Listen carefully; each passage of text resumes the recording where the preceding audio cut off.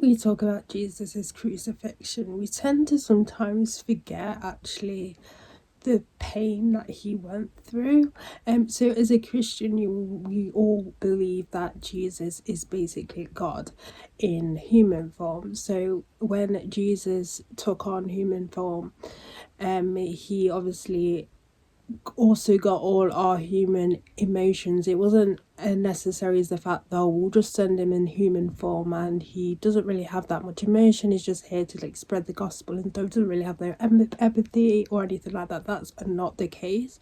So sometimes when we think about the actual crucifixion, we think, well, he probably wasn't necessarily in pain or worried or scared or what, but all through the Bible we do see Jesus as emotions, so he does feel emotions. So the crucifixion wouldn't be anything different. He'll still be feeling that pain.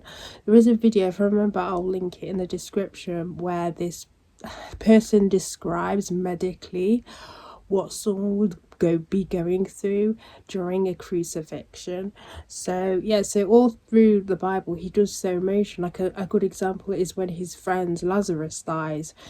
Even though he was going to resurrect them, I believe I did do a video on this, even though he's going to resurrect him, he still felt pity because his friend had gone, and he showed emotion, not just for him but also for the people who were emotionally sad because of his passing and everything.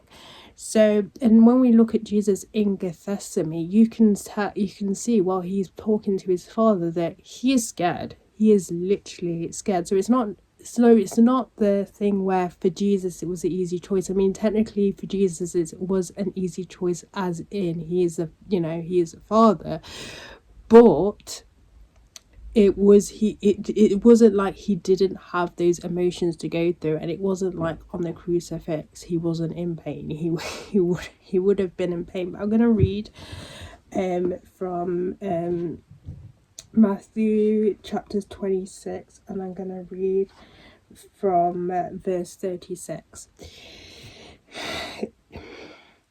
Then Jesus came with him to a place called Gethsemane and said to the disciples, "Sit here while I go and pray over there." And he took with him Peter and the two sons of Zebedee, and he began to be sorrowful and deeply distressed.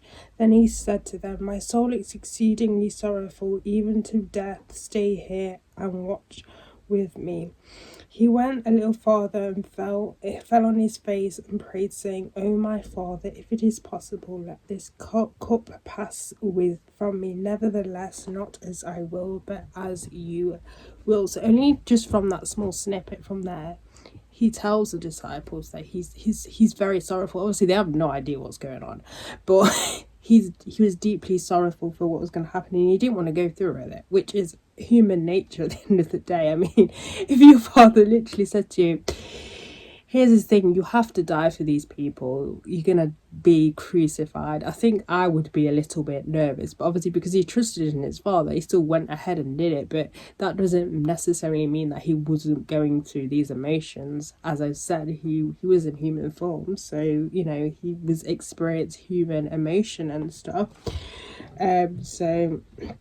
And carry on from verse 40. Then he came to the disciples and found them sleeping, and said to Peter, "What, could you not watch with me 1 hour? Watch and pray, lest you enter into temptation. The spirit indeed is willing, but the flesh is weak."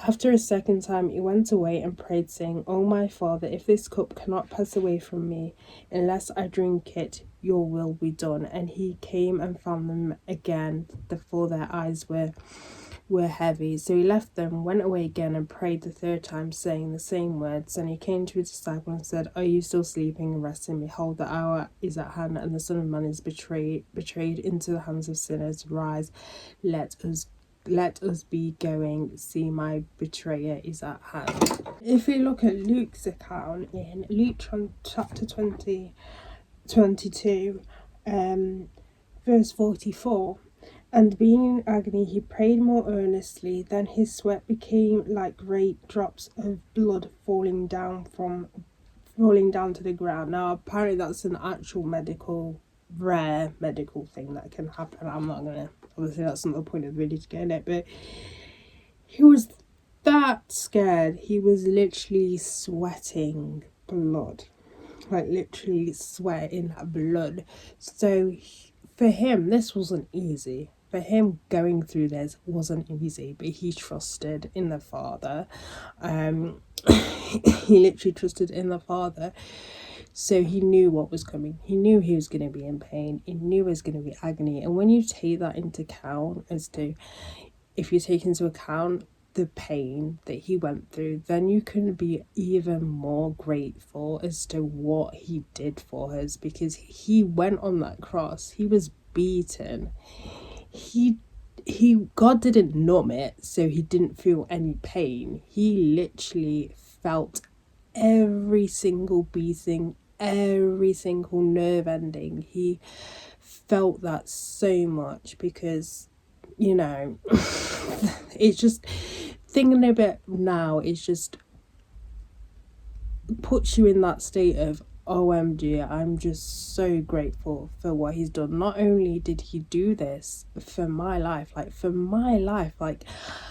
mean that so much, that much to him, that he let his son be that ultimate sacrifice, to go through that ultimate pain just to save a mere person like me. And it just puts it into so much perspective of, actually, this wasn't a straightforward thing for him. This wasn't a straightforward thing. This was highly stressful and highly painful, but he did this for me, and he did it for you as well. He literally did it for you as well. All you have to literally do is just acknowledge in your heart that Jesus died on the cross for me, and he was resurrected, defeated death for me, so I can spend everlasting life with the Father as how it was supposed to be from the very beginning.